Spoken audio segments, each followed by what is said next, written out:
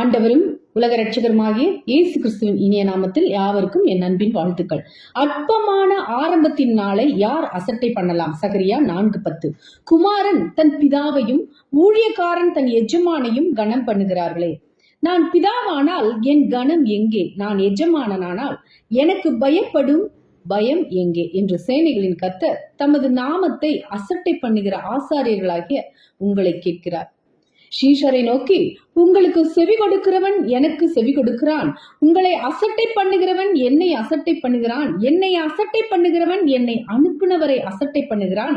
விசேஷமாக அசுத்த இச்சையோட மாம்சத்துக்கு ஏற்றபடி நடந்து கர்த்தத்துவத்தை அசட்டை பண்ணுகிறவர்களை அப்படி செய்வார். இவர்கள் துணிகரக்காரர், அகங்காரிகள், மகத்துவங்களை தூஷிக்க அஞ்சாதவர்கள், தேவ தயவு நீ குணப்படும்படி உன்னை ஏவுகுதென்று அறியாமல் அவருடைய தயவு, பொறுமை, நீடிய சாந்தம் இவைகளின் ஐஸ்வர்யத்தை அசட்டை பண்ணுகிறாயோ?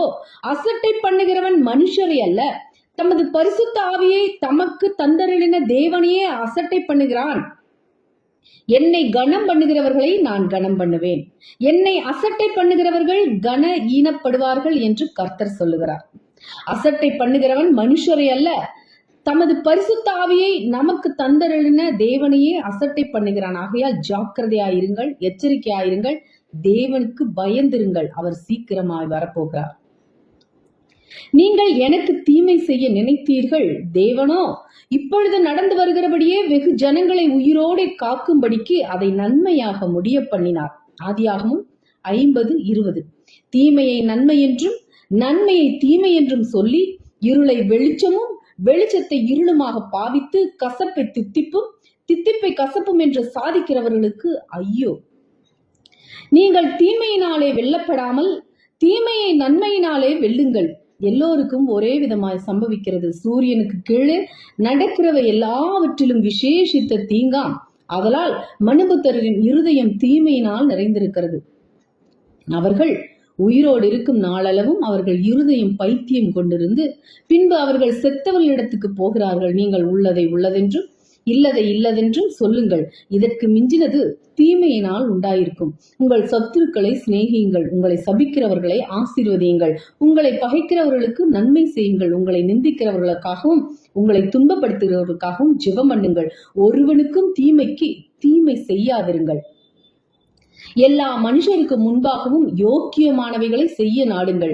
தீமைக்கு தீமையும் உதாசீனத்துக்கு உதாசீனத்தையும் சரிகட்டாமல் அதற்கு பதிலாக நீங்கள் ஆசீர்வாதத்தை சுதந்தித்துக் கொள்ளும்படி அழைக்கப்பட்டவர்கள் என்று அறிந்து ஆசீர்வதியுங்கள். தீமையை விட்டு விலகி நன்மை செய், சமாதானத்தை தேடி அதை தொடர்ந்து கொள். தீமையை விட்டு விலகி நன்மை செய்யுங்கள், அப்பொழுது என்றென்றைக்கும் நிலைத்திருப்பீர்கள். நாம் நியாயம் தீர்க்கப்படும் போது உலகத்தோடே ஆக்கினைக்குள்ளாக தீர்க்காதபடிக்கு கர்த்தராலே சிட்சிக்கப்படுகிறோம். 1 கொரிந்தியர் 11:32.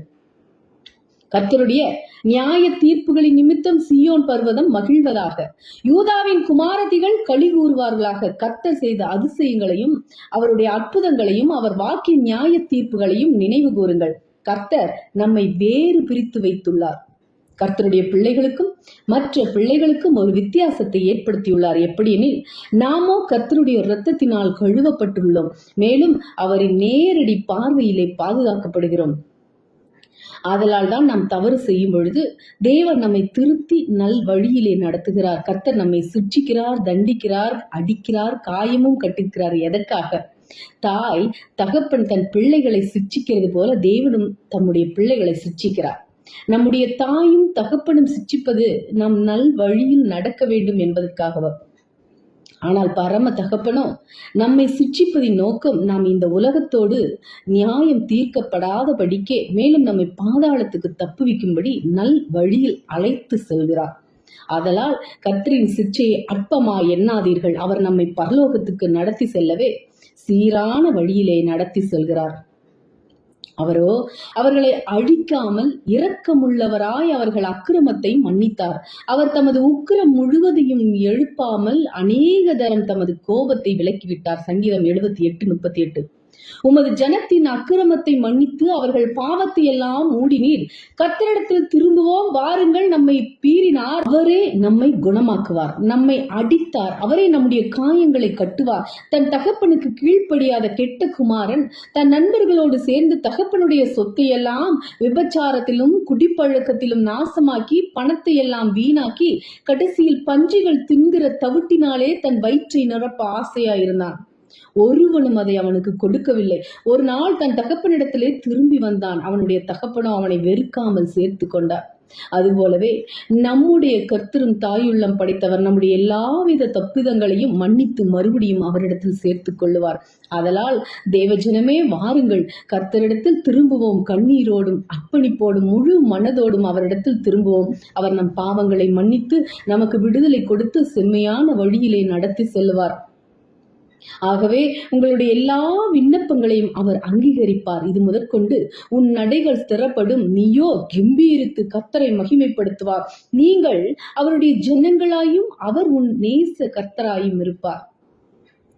நீங்கள் சிற்றையை சகிக்கிறவர்களா இருந்தால் தேவன் உங்களை புத்திரராக எண்ணி நடத்துகிறார். தகப்பன் சிற்றியாத புத்திரன் உண்டோ?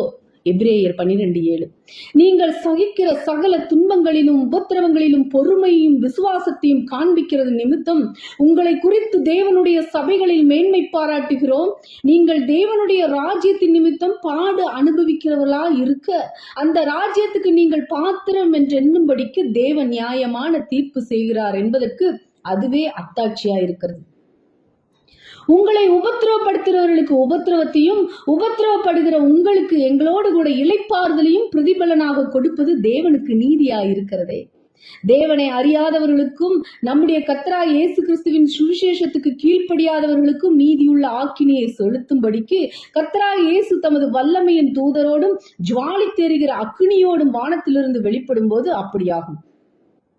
கர்த்தர் தமது சேனைக்கு முன் சத்தமிடுவார். அவருடைய பாளையம் மகா பெரியது. அவருடைய வார்த்தையின்படி செய்கிறதுக்கு வல்லமை உள்ளது. கர்த்தருடைய நாள் பெரிதும் மகா பயங்கரமுமாயிருக்கும். அதை சகிக்கிறவன் யார்? நீங்கள் ஒருவரோடு ஒருவர் வழக்காடுகிறது எவ்விதத்திலும் குற்றமாயிருக்கிறது. அப்படி செய்கிறதை விட நீங்கள் ஏன் அநியாயத்தை சகித்துக் கொள்ளுகிறதில்லை? ஏன் நஷ்டத்தை பொறுத்து கொள்ளுகிறதில்லை? சோதனையை சகிக்கிற மனுஷன் பாக்கியவான். அவன் உத்தமன் என்று விளங்கின போது கர்த்தர் தம்மிடத்தில் அன்பு கூறுவர்களுக்கு வாக்குத்தத்தம் பண்ணின ஜீவ கிரீடத்தை பெறுவான். களஞ்சியத்திலே இன்னும் விதை தானியம் உண்டோ? திராட்சை செடியும் அத்திமரமும் மாதுளஞ்செடியும் ஒலிவு மரமும் கனி கொடுக்கவில்லையே? நான் இன்று முதல் உங்களை ஆசீர்வதிப்பேன் என்று சொல்லுகிறார். ஆகாய் 2:19. கர்த்தருடைய பிள்ளைகளை வானத்து நட்சத்திரங்களைப் போல பெருக பண்ணி சுதந்திரித்துக் கொள்ளும்படி நீர் அவர்கள் பிதாக்களுக்கு சொன்ன தேசத்திலே அவர்களை அழைத்து வந்தீர். அவர்கள் அரணான பட்டணங்களையும் செழுமையான பூமியையும் கட்டிக்கொண்டு சகலவித உடைமைகள் நிறைந்த வீடுகளையும் வெட்டப்பட்ட துறவுகளையும் ஏராளமான திராட்சை தோட்டங்களையும் ஒலிவ தோப்புகளையும் கனி கொடுக்கும் விருட்சங்களையும் சுதந்திரித்துக் கொண்டு புசித்து திருப்தியாகி கொழுத்து உம்முடைய பெரிய தயையினால் செல்வமாய் வாழ்ந்தார்கள். வெள்ளியும் என்னுடையது பொன்னும் என்னுடையது என்று சேனைகளின் கர்த்தர் சொல்லுகிறார். முந்தின ஆலயத்தின் மகிமையை பார்க்கலும் இந்த பிந்தின ஆலயத்தின் மகிமை பெரிதாயிருக்கும் என்று சேனைகளின் கர்த்தர் சொல்கிறார். இவ்விடத்திலே சமாதானத்தை கட்டளையிடுவேன் என்று சேனைகளின் கர்த்தர் உரைக்கிறார். தீங்கு நாளில் அவர் தம்முடைய கூடாரத்தில் மறைத்து தமது கூடார மறைவிலே ஒளித்து வைத்து உங்களை கண்மலையின் மேல் உயர்த்துவார். நீங்கள் கர்த்தருக்கு காத்திருந்து அவருடைய வழிகளை கை கொள்ளுங்கள். அப்பொழுது நீங்கள் பூமியை சுதந்திரித்துக் கொள்வதற்கு அவர் உங்களை உயர்த்துவார். ஆமேன். தேவன் தாமே இந்த வார்த்தைகளின் மூலம் உங்களை ஆசீர்வதிப்பாராக. நீங்கள் ஆசீர்வதிக்கப்பட்டவர்கள். Price God. ஹல்லேலூயா.